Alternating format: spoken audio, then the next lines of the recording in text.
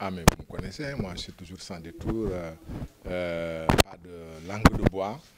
On y va direct, avec le cœur et avec les émotions, mais direct. Je ne sais pas si je vous dirai tout, mais tout ce que je vous dirai sera vrai. Maintenant, rassurez-vous, nous avons le meilleur candidat. J'allais dire comme disent aujourd'hui les jeunes, mais encore que j'aime pas toujours l'expression, c'est l'expression de nos enfants. Sans le vouloir, il fait le buzz, parce que tout le monde l'attend. On l'attend parce qu'on a espoir. Vous savez, je le dis souvent, le président de la République, c'est la rencontre entre une ambition et une espérance. Et aujourd'hui, l'espérance de la majorité des Sénégalais va en direction de l'ambition que notre candidat Karim Wade a pour ce pays. Donc, c'est tout à fait normal qu'on s'inquiète quand il faut s'inquiéter, qu'on s'angoisse, qu'on s'interroge et qu'on souhaite sa présence. Le plan B, vous savez, je le dis, nous avons un plan, nous avons plusieurs plans, de A à Z. Mais de A à Z, c'est le même plan. C'est le plan A, le plan B, le plan C, jusqu'à Z. Nous avons un seul plan. Donc, sans détour, je vous dis tout de suite que nous avons un candidat qui s'appelle Karim Wade. Nous n'en avons pas un deuxième.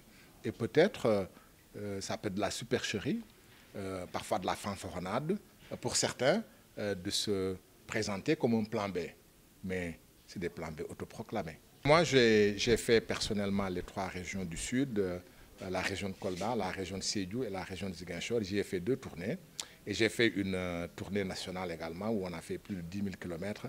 Je suis, pour ce qui me concerne, après presque plus de 40 ans de vie politique ininterrompue, je suis totalement surpris par l'engouement des Sénégalais pour la candidature de Karim Wade. Oui, le comité des droits de l'homme a fait des constats comme un PV de constat d'huissier pour dire que les droits de Karim Wade ont été violés et qu'il exige le réexamen de la culpabilité de Karim Wade. Ceci a pour conséquence, j'allais dire, de rendre caduc le premier jugement, en tout cas de faire en sorte que le premier jugement n'a plus autorité de la chose jugée parce qu'il n'est pas définitif. Donc les droits de Karim Wade restent intacts. Évidemment, avec ça, si on n'est pas fringant, avec ça, si on n'est pas optimiste, avec ça, si on n'est pas joyeux, on ne le sera plus jamais. Le Premier ministre, mais lui, il peut dire ce qu'il veut. On le prend là où on doit le prendre pour le dégager. Lui, son patron, tous, on les prend là où on doit les prendre et on les dégage. Grosso modo, je pense qu'il a répondu sans détour, n'est-ce pas, aux questions que nous allons poser. C'est quelqu'un qui n'a pas mis de gants, surtout par rapport au régime, n'est-ce pas, en place. Donc le discours qu'il a toujours articulé, c'est ce discours-là, n'est-ce pas, qu'il a articulé aujourd'hui. Sauf que quelque part aussi, bon, il a agi comme tous les politiciens, tous les politiques, n'est-ce pas, qui, quand ils parlent, redorent le blason, n'est-ce pas, de leur candidat ou de leur parti. Ça, au moins, c'est cette figure-là, évidemment, nous l'avons remarqué. Et aussi, nous avons, personnellement, je l'avais interpellé sur sa posture par rapport, disons, à la justice sénégalaise, parce que quand il dit que nous avons une justice aux ordres, j'ai dit, pour un ancien ministre, n'est-ce pas, de garde des Sceaux, pardon, voilà, donc quand la critique vient de celui-là, donc ça veut dire qu'il y a un problème. Est-ce que sa position n'est pas subjective? Il m'a dit non. Bon, il n'a jamais interféré dans la position des juges et consorts. Bref, mais de grosso modo, vraiment, il a répondu aux questions comme on s'y attendait. Je pense que comme on le connaît, déjà El Hadji Amadou Sall, c'est un très bon client, ce qu'on appelle un bon client en médias. Il sait utiliser les médias, il sait communiquer. Il a été porte-parole du Parti démocrate sénégalais. Il a été aussi ministre de la Justice, garde des Sceaux. Je pense qu'à ce titre, il maîtrise les rouages de la politique, mais il maîtrise surtout le rouage des médias. Il se savait scruter, filmer, il se savait qu'il allait disséquer.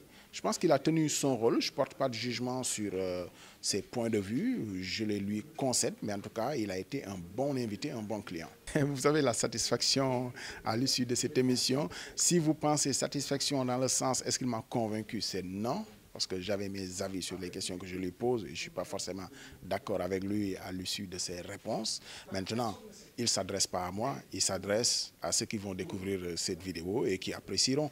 Il faut laisser à chacun aussi d'être convaincu ou de ne pas être convaincu. En tout cas, il a fait son devoir, il a bien défendu son parti, son label, son candidat.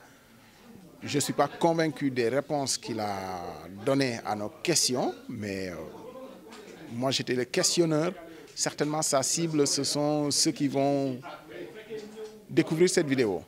Sur les questions politiques, il a été très bon. Il est un peu déçu qu'on n'ait pas évoqué plus en longueur l'avis du Comité des droits de l'homme des Nations Unies. Mais je disais que sur cette question-là, honnêtement, on a déjà tout dit et qu'il ne nous dirait rien de nouveau, certainement, mais que pour eux, c'était bien de l'évoquer parce que c'est le dernier argument en faveur de Karim Wade aujourd'hui. Sauf qu'il n'y a rien de nouveau sur ce débat-là. Sinon, il a été très bon sur les questions politiques.